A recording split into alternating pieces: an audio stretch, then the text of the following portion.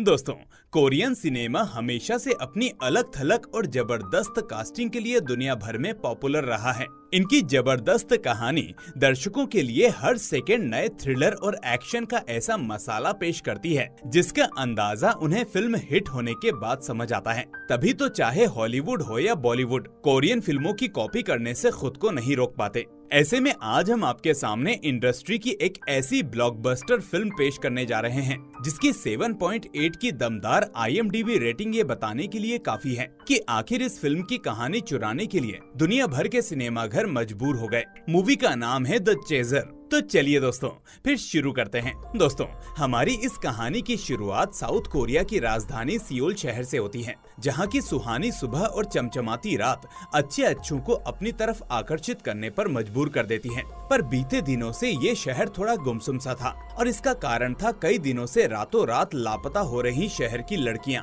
जिससे पूरे शहर में हड़कंप मचा हुआ था। खुली हवा में सांस लेने की बजाय अब शहर की लड़कियां घर की चार दीवारी में बैठने के लिए मजबूर हो गई थी और जाने कितनी बच्चियों ने अपना स्कूल और कॉलेज छोड़ दिया था। गजब बात तो ये थी कि पुलिस कातिल को पकड़ने की पुरजोर कोशिश कर रही थी, लेकिन उसके खिलाफ एक भी सबूत नहीं मिल रहा था। वहीं हत्यारा अपने काम में इतना माहिर था कि जैसे वो कोई खून नहीं बल्कि वीडियो गेम खेल रहा हो। शाम को एक लड़की को दिखाया जाता है जो कि देह व्यापार का काम करती थी और जैसे ही उसके एक क्लाइंट का कॉल आता है तो वो उसे पिक करने के लिए पहुंच जाती है और फिर कार में बैठकर एक जगह जाती है। धीरे धीरे सुबह हो जाती है, लेकिन ना तो वो लड़की अपने कमरे से बाहर निकली थी और ना ही उसकी कार अपनी जगह से हिली थी, यानी कि वो वापस नहीं लौटी। इसी दौरान हमें जूंग हो नाम के एक वेश्यावृत्ति के दलाल से मिलवाया जाता है जो पहले पुलिस में हुआ करता था, लेकिन अब देह व्यापार के पैसे से अंधा पैसा कमा रहा था और इसका काम ही था अपने कस्टमर्स को लड़कियां सप्लाई करना। हालांकि कुछ दिनों से उसका धंधा काफी मंदा चल रहा था क्योंकि उसकी कुछ लड़कियां अचानक गायब हो चुकी थी,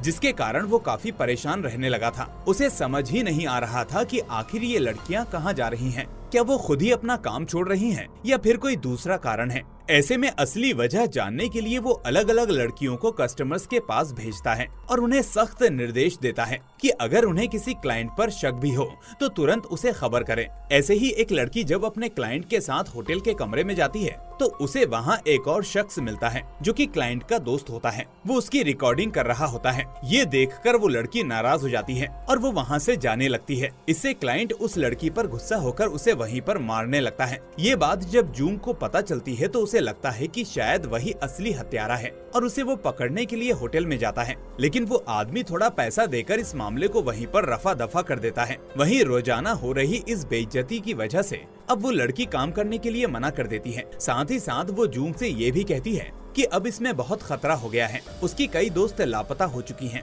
इसलिए वो अब ये काम छोड़ना चाहती है। आखिर जान से ज्यादा किसी को क्या ही प्यारा होगा। जूंग उसे समझाता है कि कोई लड़की गायब नहीं हुई है, बल्कि वो सब अपनी मर्जी से कहीं गई हैं। तुम परेशान मत हो, सब जल्दी ही वापस आ जाएंगी। जिस पर लड़की कहती है कि ऐसा नहीं हो सकता, मैं उनमें से कुछ लड़कियों को अच्छी तरह से जानती थी। वो बहुत मजबूरी में ये काम कर रही थी और उन्हें पैसों की इतनी जरूरत थी कि वो भागने का कभी सोच भी नहीं सकती थी। यकीनन उनके साथ कुछ न कुछ तो गलत हुआ है। इसके बाद जूंग का एक सहयोगी उसे कॉल करके एक क्लाइंट के बारे में बताता है जिसे बेहद सुंदर लड़की चाहिए थी। जूंग उसे मीजिन को भेजने के लिए कहता है, लेकिन मीजिन कई दिनों से बीमार चल रही थी, इस वजह से वो नहीं आ सकती थी। अब जूंग खुद मीजिन को कॉल करके वहाँ जाने को कहता है, लेकिन उसका धंधा पहले से ही मंदा चल रहा था और ऐसे में जो कस्टमर्स मिल रहे थे अगर उन्हें भी सप्लाई नहीं किया गया तो आखिर काम कैसे चलेगा। काफी दिन से बुखार आने की वजह से मीजिन के शरीर में बिल्कुल भी जान नहीं बची थी, लेकिन उसकी एक 7 साल की बेटी भी थी और इसी काम से उसका घर चलता था। इसलिए अपनी बेटी का मुंह देखकर उसे जूंग की बात माननी पड़ती है और कुछ ही देर में तैयार होकर एक पोस्ट ऑफिस के बाहर क्लाइंट के इंतजार में खड़ी हो जाती है। ऑफिस में जब जूंग क्लाइंट का नंबर चेक करता है तो उसे उस पर शक होता है, क्योंकि अब तक उसके ग्रुप की जितनी भी लड़कियां गायब हुई हैं, उन सबका आखिरी क्लाइंट यही आदमी था और इसी नंबर से उन्हें कॉल किया गया था। यहाँ तक कि कुछ लड़कियों ने कई बार उसके खिलाफ मारपीट की शिकायत भी की थी। जूंग फौरन मीजिन को कॉल लगाकर समझाता है कि जैसे ही वो उस आदमी के घर पहुँचे तो तुरंत वॉशरूम का बहाना बनाकर उसके घर का एड्रेस मैसेज कर दे, क्योंकि उसे शक था कि कहीं न कहीं यही आदमी उसकी लड़कियों की तस्करी कर रहा है। इसके अलावा जूंग अपने पुराने दोस्त जिल को कॉल लगाकर सब कुछ बताता है और कुछ पुलिस वालों को उसके साथ भेजने के लिए कहता है, लेकिन तभी जिल के सामने सामने सियोल के मेयर पर कोई अनजान आदमी कीचड़ फेंक देता है, जिससे चारों तरफ अफरा तफरी मच जाती है। नतीजा, जिल फोन को कट कर मेयर की सुरक्षा में लग जाता है। वहीं दूसरी तरफ मिजिन योंग नाम के अपने क्लाइंट के साथ उसके घर पर जाती है, जो कि देखने में काफी सुनसान लग रहा था। उसे घर के बाहर फावड़ा और जमीन का कुछ हिस्सा उबड़ खाबड़ भी नजर आता है। वहाँ एक कुत्ता बड़ी ही शांति से कुछ सूंघ रहा था, जिससे मिजिन को कुछ गड़बड़ लगती है और वो घर का दरवाजा खुला ही छोड़ देती है। घर में दाखिल होने के बाद मिजिन योंग से उसका वॉशरूम यूज करने की गुजारिश करती है, ताकि वो जूंग को कॉल करके सब कुछ बता सके। लेकिन जैसे ही वो बाथरूम में जाती है, वहाँ उसके फोन का सिग्नल नहीं मिलता। हालांकि जूंग ने योंग के घर के बाहर अपनी गाड़ी लगा रखी थी, लेकिन वो ये नहीं जानता था कि आखिर वो उसे कॉलोनी के किस घर में ले गया है। शायद इसीलिए वो बाहर खड़े होकर मिजिन के मैसेज का इंतजार कर रहा था, ताकि सही एड्रेस का पता लगने पर वो उसके घर में घुस सके। लेकिन बेचारी मिजिन अपनी लाख कोशिशों के बाद भी बाथरूम में नेटवर्क न होने की वजह से एक भी मैसेज सेंड नहीं कर पा रही थी।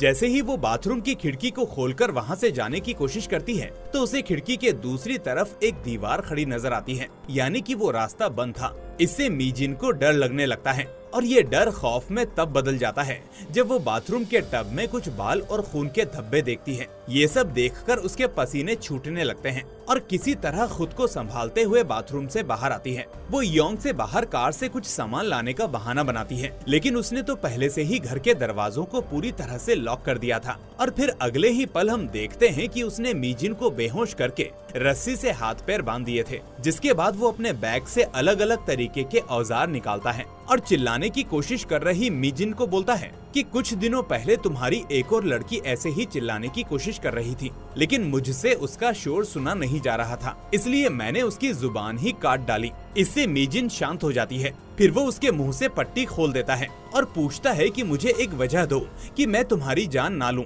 मिजिन कहती है कि उसकी एक छोटी सी बेटी है जो घर पर उसके आने की राह देख रही होगी। ये सुनकर हत्यारा अपनी छेनी और हथौड़ी निकालकर उसके सर पर बार बार वार करने की कोशिश करता है, लेकिन सर हिलने की वजह से वो उसे मार नहीं पा रहा था। यहाँ तक कि उल्टा गलती से उसके हाथ में ही चोट लग जाती है। इससे उस आदमी को इतनी तेज गुस्सा आता है कि वो बस सीधे एक ही बार में उसका सर खोल देता है, जिससे बाथटब पूरा खून से लथपथ हो जाता है। तभी दरवाजे पर डोरबेल बजती है और जब वो गेट पर जाकर देखता है तो एक बुजुर्ग जोड़ा योंग से मिस्टर पार्क के बारे में पूछता है, जो कि इस घर के असली मालिक होते हैं। यानी कि योंग यहाँ एक घुसपैठिया है जिसने शायद मिस्टर पार्क को मारकर उनके घर पर कब्जा कर लिया है, और जो कुत्ता बाहर गार्डन में मिजिन को दिखा था वो शायद उन्हीं का है, जो कि अपने मालिक की कब्र के पास बैठकर अफसोस जता रहा होगा। अब योंग उनसे कहता है कि वो ऐसे किसी भी इंसान को नहीं जानता और ना ही उसने उन्हें कहीं देखा है, मगर ये बुजुर्ग जोड़ा पहले भी इस घर में आ चुका था और वो शायद मिस्टर पार्क और घर के बाहर गार्डन में बैठे उनके कुत्ते से भली भांति परिचित थे। वो बुजुर्ग जोड़ा शांति से वहाँ से वापस जाने लगता है, लेकिन तभी घर का मेन डोर खोलकर योंग उन्हें वापस बुलाता है और उनकी भी हत्या कर देता है, क्योंकि उसे डर था कि कहीं ये लोग पुलिस को कुछ बता न दें। इसके बाद वो उन लोगों की कार को ठिकाने लगाने के लिए लेकर जाता है, जिससे पुलिस के हाथ उसके खिलाफ कोई सबूत ना लगे। मगर रास्ते में उसकी गाड़ी की टक्कर जूंग की कार से हो जाती है। जूंग अपनी इस गलती के लिए उससे माफी मांगता है और उसका फोन नंबर मांगकर इसकी भरपाई करने के लिए कहता है, लेकिन योंग उससे कहता है कि उसकी कोई जरूरत नहीं है और अपना नंबर देने में आनाकानी करने लगता है। वो तो बस किसी तरह उससे अपना पीछा छुड़ाना चाहता था। दोनों में इस बात को लेकर काफी देर तक बहस होती है, जिससे पीछे की गाड़ियां भी ट्रैफिक में फंस चुकी थी। योंग इतना घबराया और जल्दबाजी में था कि वो अपने पीछे खड़ी गाड़ी वालों से भी लड़ने लगता है, और तभी जूंग की नजर योंग के शर्ट पर लगे खून के धब्बों पर पड़ती है, जिससे उसे उस पर शक होता है। जूंग तुरंत अपने फोन को ऑन करके उस क्लाइंट का नंबर मिलाता है, जिसके साथ कुछ देर पहले मिजिन गई हुई थी। गजब बात तो ये थी कि जैसे ही वो फोन के नंबर को डायल करता है, उसकी रिंग कार में रखे योंग के फोन पर बजती है, जिससे जूंग को समझते देर नहीं लगती कि आखिर वो जिस आदमी की तलाश इतनी देर से कर रहा था वो यही है। तभी योंग अपनी गाड़ी से निकलकर भागने लगता है, मगर इस भागम भाग में वो ये भूल गया था कि उसके पीछे जो शख्स लगा है वो कोई आम इंसान नहीं, बल्कि एक्स पुलिस ऑफिसर था। थोड़ी देर चले चूहा बिल्ली के इस खेल के बाद आखिरकार जूंग उसे पकड़ ही लेता है और फिर उसकी अच्छी खासी धुलाई करता है। वो योंग से उसका एड्रेस पूछता है, लेकिन वो ये बताने को बिल्कुल भी तैयार नहीं था। वो उससे मीजिन और फिर बाकी लापता हुई लड़कियों के बारे में भी पूछता है, पर योंग अपना मुंह बिल्कुल भी नहीं खोलता। इसके बाद वो उसके हाथों में हथकड़ी लगाकर अपने साथ ले जाता है, पर तभी ड्यूटी पर तैनात एक पुलिस वाले की नजर उस पर पड़ती है और वो जूंग से उसकी पुलिस आईडी मांगता है, जो कि जूंग के पास नहीं होती। जूंग पुलिस वाले को लाख समझाने की कोशिश करता है कि ये एक अपराधी है और मैं पहले भी पुलिस में रह चुका हूँ, लेकिन ऑफिसर उसकी एक भी नहीं सुनता और उन दोनों को मारपीट करने के जुर्म में लाकर पुलिस स्टेशन पर बैठा देता है। जूंग चिल्ला चिल्लाकर उन लोगों को समझाने की कोशिश करता है कि ये वही बेरहम हत्यारा है जो पिछले कई दिनों से लड़कियों को शहर से गायब कर रहा था। एक पुलिस वाला योंग से पूछता भी है कि क्या ये आदमी सही कह रहा है, जिस पर वो बहुत ही मजाकिया अंदाज में कहता है, हाँ मैं वाकई में बहुत ही कुख्यात अपराधी हूँ और अब तक मैंने 9 लड़कियों को ठिकाने लगा दिया है। लेकिन थोड़ी देर बाद जब उसके सीनियर जाकर उस लड़के से वही सवाल दोबारा करते हैं तो वो बहुत ही मासूमियत से ऐसे दिखावा करता है मानो वो कोई मानसिक रोगी है। इधर थाने में वो टीम भी आ जाती है जो सरकार की तरफ से इस कातिल को पकड़ने के लिए नियुक्त की गई थी। हालांकि योंग ने अपना जुर्म कबूल कर लिया था, लेकिन पुलिस उसे ज्यादा देर तक हिरासत में नहीं रख सकती थी। पुलिस की स्पेशल टीम उससे पूछताछ करने में लग जाती है, जहां वो उन्हें बताता है कि मीजिन अभी भी जिंदा है, मगर ना जाने क्यों वो लोग उसकी पूरी बातों पर अभी तक यकीन नहीं करते। फिर वो उन्हें ये भी बताता है कि आखिर उसने कैसे लड़कियों को फिजिकल और मेंटली टॉर्चर करके मारा है। यहाँ वो ये भी कबूल करता है कि न सिर्फ उसने लड़कियों को मारा, बल्कि उनके साथ दरिंदगी करके उन्हें गाड़ भी दिया। साथ ही साथ वो पुलिस वालों को ये बयान भी देता है कि उसने अभी तक 9 नहीं बल्कि 12 लड़कियों को मारा है। दूसरी तरफ जूंग फोरेंसिक टीम के साथ मीजिंग के घर पहुंचता है ताकि वहां पर मौजूद कुछ खून के नमूने जुटा सके और वो योंग की शर्ट पर लगी खून के डीएनए से मैच करवा सके। तभी उसे घर पर कई घंटों से अपनी मां का इंतजार कर रही मीजिन की बेटी नजर आती है, जिसे देखकर जूंग को उस पर तरस आ जाता है और वो उसे अपने साथ ले आता है। यहाँ सबसे हैरानी की बात तो ये थी कि योंग पुलिस वालों से बार बार यही कह रहा था कि मीजिन अभी भी जिंदा है, लेकिन पुलिस को उसकी बातें बेतुकी लग रही थी और वो उसे पहले से मरा हुआ समझकर फाइल बंद करने पर अड़े हुए थे। हालांकि जूंग को ऐसा बिल्कुल भी नहीं लगता, इसलिए वो मीजिन को अपने ही तरीके से ढूंढने का फैसला करता है और इस कड़ी में सबसे पहले योंग की बहन के घर जाता है और उसके बारे में बाकी जानकारियां बटोरता है। यहाँ उसकी बहन बताती है कि उसका भाई बहुत पहले से ही सनक चुका था, यहाँ तक कि उसने मेरे बेटे का भी सर फोड़ दिया था, जिसके चलते उसे कई दिनों तक हवालात की सैर करनी पड़ी थी। वहीं पुलिस स्टेशन पर योंग धीरे धीरे अपने सारे जुर्म कबूल कर रहा था, लेकिन पुलिस अधिकारी अभी भी उसके इस कबूलनामे से संतुष्ट नहीं थे, क्योंकि अक्सर मुजरिम मार से बचने के लिए या फिर पुलिस से अपना पीछा छुड़ाने के लिए उनके सामने तो अपना जुर्म कबूल कर लेते हैं, लेकिन जज के सामने जाकर पूरा का पूरा बयान ही बदल देते हैं। ऐसे में जब उससे कैमरे के आगे अपना जुर्म कबूल करने के लिए कहा जाता है तो वो बिल्कुल शांति से उसके सामने खड़ा रहता है, जिससे उन्हें समझ में आ जाता है कि आखिर ये कितना शातिर आदमी है। पुलिस वालों के लिए सबसे बड़ा सरदर्द यही था कि अब उनके पास ज्यादा से ज्यादा 24 घंटे बचे थे और अगर इस बीच उन्हें उसके खिलाफ कोई सबूत नहीं मिला या फिर उसने सबूत के साथ कन्फेशन नहीं किया तो उन्हें योंग को मजबूरन छोड़ना पड़ेगा। वो डेड बॉडी को ढूंढने के लिए जंगलों की तरफ भी जाते हैं, लेकिन उन्हें क्या पता था कि लाशों का कंकाल किसी जंगल में नहीं बल्कि किसी के घर में दफन है। इसी दौरान हमें मीजिन को दिखाया जाता है जो मिस्टर पार्क के घर में बंधी हुई थी, लेकिन वो अभी भी जिंदा थी और वो अपने आप को खोलने का संघर्ष कर रही थी। उधर जूंग को कुछ वेश्याओं से ये भी मालूम पड़ता है कि योंग दरअसल एक नपुंसक है जो लड़कियों को बुलाकर सिर्फ उनके साथ खिलवाड़ करता था, क्योंकि वो उनके साथ कुछ कर भी तो नहीं पाता था। यही बात जब पुलिस स्टेशन में एक पुलिस वाला उससे पूछता है तो अचानक से योंग भड़क जाता है और उस पर हमला कर देता है। अपना समय काटने के लिए योंग पुलिस वालों को भ्रमित करता है और उन्हें गलत पता बताता है, जिससे सभी उस जगह पर खुदाई करना शुरू कर देते हैं, मगर उनके हाथ कुछ भी नहीं लगता। धीरे धीरे समय बीत जाता है और ये 24 घंटे भी पूरे हो जाते हैं। ऐसे में चाहकर भी पुलिस को उसको छोड़ना पड़ता है। योंग अब पुलिस की चंगुल से आजाद तो हो गया था, लेकिन 2 पुलिस वाले अभी भी उसका पीछा कर रहे थे। उधर मीजिन खुद को किसी तरह से छुड़ाकर वहाँ से भागती है और एक दुकान की शरण लेती है। यहाँ वो सबसे पहले जूंग को कॉल लगाती है, लेकिन वो उसका फोन नहीं उठाता। तभी बदकिस्मती से इसी दुकान में योंग भी सिगरेट खरीदने के लिए पहुँच जाता है। हालांकि दुकान की मालकिन को बिल्कुल भी इस बात का अंदाजा नहीं था कि जिस हत्यारे से पूरे शहर की महिलाएं दहशत में थी वो उसके सामने खड़ा है। उल्टा वो योंग से कहती है कि थोड़ा संभल कर बाहर जाना, हमारे आसपास के इलाके में एक साइको किलर घूम रहा है, वो तुम पर भी हमला कर सकता है, क्योंकि अभी उसके चंगुल से आजाद हुई एक अधमरी लड़की मेरी शॉप में आई थी जिसे मैंने यहाँ पर छुपा कर रखा है। अच्छा होगा कि जब तक पुलिस नहीं आ जाती तब तक तुम भी यहीं रुक जाओ। ये सुनकर योंग को सब कुछ समझ में आ जाता है कि वो लड़की कोई और नहीं बल्कि मीजिन है। वो फौरन औरत से कहता है कि क्या तुम लोगों को प्रोटेक्ट करने के लिए मुझे एक हथौड़ा मिल सकता है। जिसके बाद योंग उस दुकान की मालकिन से हथौड़ा लेकर सबसे पहले उसे ही मौत के घाट उतार देता है और फिर जाकर मीजिन के पास पहुंचता है जो बेचारी एक टेबल के नीचे छुपी हुई थी। वो उसको देखकर हल्का सा मुस्कुराता है और कहता है कि आखिर तुम वहाँ से बचकर कैसे आई। जिसके बाद वो बड़ी ही बेरहमी से उसे मारकर उसकी इकलौती बेटी को हमेशा हमेशा के लिए अनाथ कर देता है। ये खून इतने गंदे तरीके से किया गया था कि पूरी दुकान की दीवारें खून से रंग गई थी।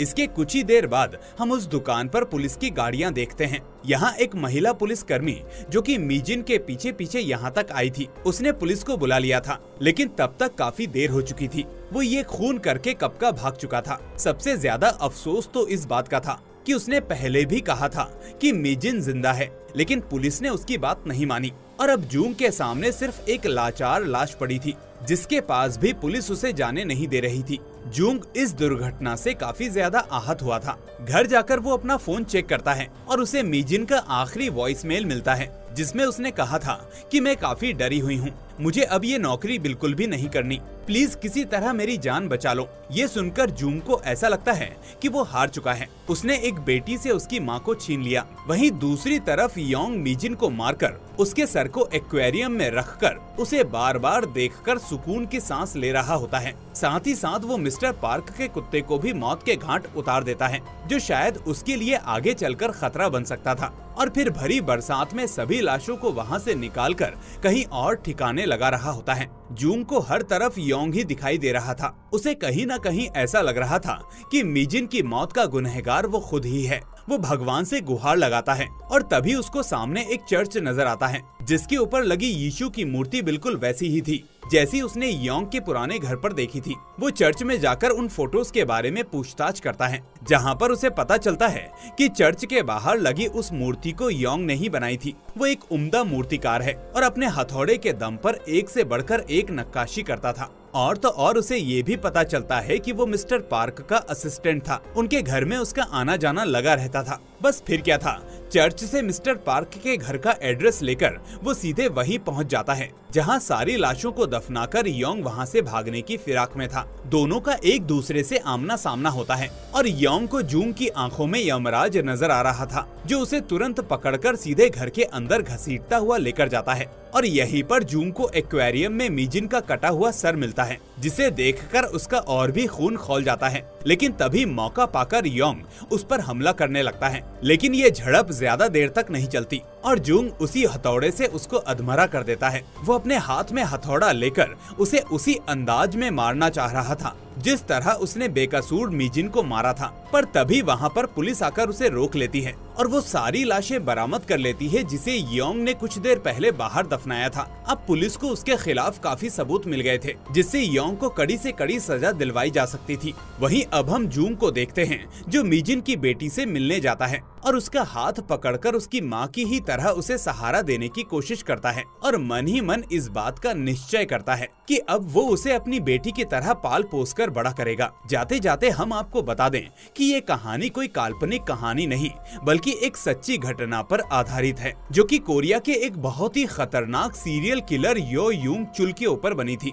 जिसने किसी दौर में पूरे कोरिया में अपने नाम का खौफ मचाकर रखा था। और इसी के साथ ही हमारी इस कहानी का अंत होता है। अगर आपको ये वीडियो पसंद आई हो तो इसे लाइक करके ज्यादा से ज्यादा शेयर करना मत भूलना और अगर चैनल पर नए हैं तो इसे सब्सक्राइब करके नोटिफिकेशन बेल को भी दबा देना ताकि ऐसी ही मूवीज आपसे मिस ना हो। तो दोस्तों अब मैं मिलूंगा आपसे अगली ऐसी ही शानदार कहानी के साथ। टिल देन अपना और अपनों का ख्याल रखिए। Thanks for watching.